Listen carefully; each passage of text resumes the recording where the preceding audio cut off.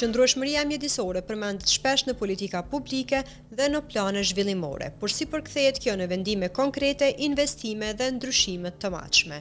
Në këtë episod të Equal Voices podcast, do të flasim se ku qëndron Kosova përballë sfidave mjedisore dhe energjetike.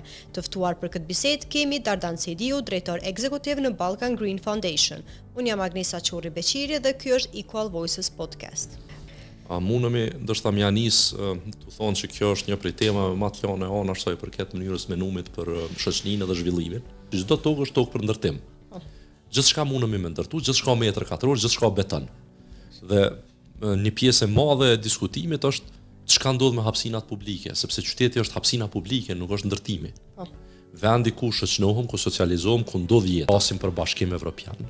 Flasim për bashkangjitje në Bashkim Evropian. Ambicia jonë reale politike tjetër s'mundet me qenë, sepse jemi në atë kontinent, e pra, atëherë dhe politika tona publike dhe zhvillimore duhen me qenë në përputhje me agjendën e Xelbërt dhe agjendën e Bashkimit Evropian. Janë veç dy tema që kërkojnë intervenim të menjëhershëm, absolut dhe brutal.